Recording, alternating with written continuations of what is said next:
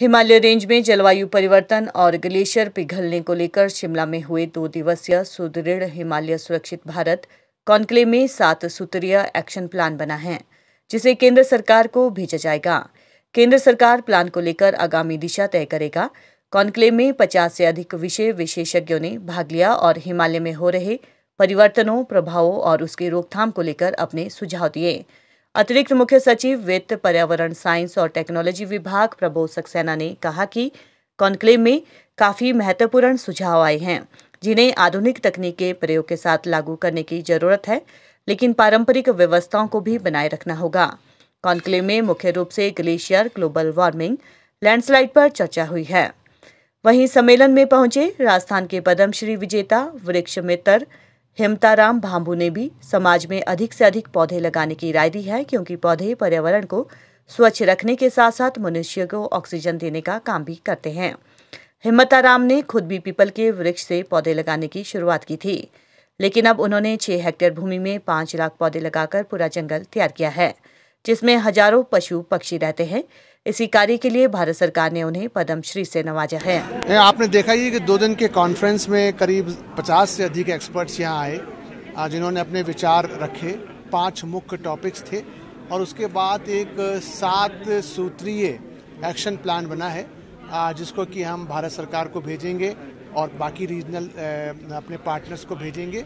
और ये काम यहाँ समाप्त नहीं हुआ है, बल्कि हम सभी को उस एक्शन प्लान के हिसाब से, जिसको रेजोल्यूशन 21 का नाम दिया गया है, उसके हिसाब से हम लोग काम करेंगे। मेनली क्या सर महत्वपूर्ण जो डिसीजन हुए, मेनली क्या एक जो कॉन्फ्रेंस का कंक्लूजन पे है, क्या रहा है? कांग्रेस का जो ये कॉन्क्लेव का कंक्लूजन ये था कि हमको दोनों पक्षों पे काम करना है।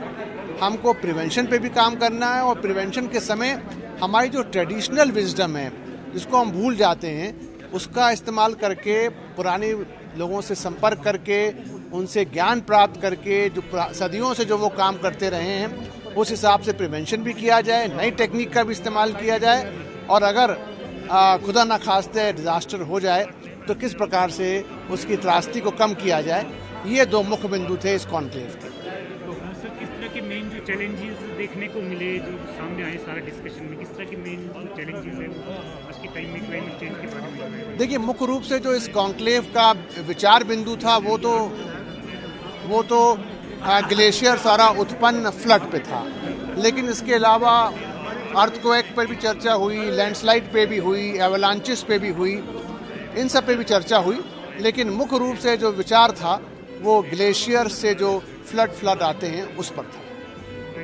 मेरा नाम हिमताराम भांबू है और नागौर जिले से हूँ। मैं राजस्थान का नागौर जिला है और मेरे को 2020 का पद्मश्री मिला है। और मैंने मेरे जीवन में आज से 45 साल पहले एक पीपल का पौधा लगाया और उस पीपल के पौधे से शुरू हुआ और आज तक मैंने 5.5 लाख पौधे लगाए हैं, जिसमें से 3.5 लाख पौधे पेड़ बन गए हैं। और खुद की निजी भूमि थी 6 हेक्टेयर जमीन, उसको मैंने जंगल बना दिया 11,000 पेड़ लगा करके, और उसमें हजारों की तादाद में पक्षी और 300 से ज़्यादा राष्ट्रीय पक्षी, मोर, और उसकी सेवा करता हूँ। और हर रोज उसको 20 किलो चूगा डालता हूँ, उनको भोजन कराता हूँ। और उसमें सांप, गोइड़े, गोपाड़, नेवले और भी जीव हैं। वो तो मेरा निजी वो एक है मॉडल बनाया हुआ है।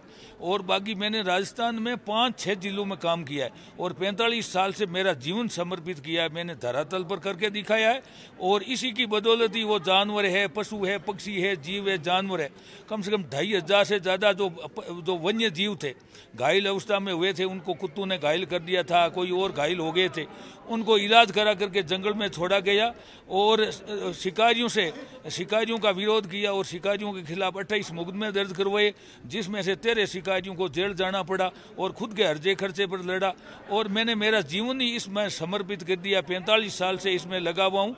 और इस जो मूक जीव और जो मैंने लाखों पौधे लगाए, मेरे लगाए हुए पौधे आज 12 अरब रुपयों की प्रत्येक वर्ष ऑक्सीजन दे रहे हैं राजस्थान में। और मेरा जीवन ही समर्पित कर दिया है। शायद वो जीव है, जानवर है, पशु है, पक्षी है, पेड़ पौधे, उनकी आवाज़ शायद राष्ट्रपति भवन तक पहुंची होगी, तभी ये मेरे को पद्मश्री पुरस्कार मिला। पेड़ लगाने की प्रेरणा आपको कैसे? प्रेरणा मेरी एक दादी थी 96 साल की। उस मेरी दादी ने मेरे हाथ से एक पीपल का पौधा लगाया और उन्होंने कहा कि इससे बड़ा और कोई पुण्य नहीं है। इस पीपल को ये 700 साल की उम्र है और ये 24 घंटा ऑक्सीजन देता है। और जो मूक पशु पक्षी है, जो बेजुबान जानवर है, जिसके पास बेचारों के पास वोट का अधिकार नहीं है, उसकी कोई सुनने वाला नहीं है, उनका चूगा डालना, उनकी मदद करना और उनकी सेवा करना, तो मेरी दादी की प्रेरणा से मैं शुरू हुआ और उसकी प्रेरणा से मेरी प्रेरणा जागृत हुई और मैं लगा रहा। बिल्कुल 45 साल से लगातार मेरा जीवन समर्पित हो गया इसमें और हमेशा इस काम में लगा रहा हूँ। और आगे मेरा ये लक्ष्य है, 70-71 साल की मेरी एज हो गई है और आगे है 2 लाख पौधे और लगा करके पेड़ बढ़ाऊंगा।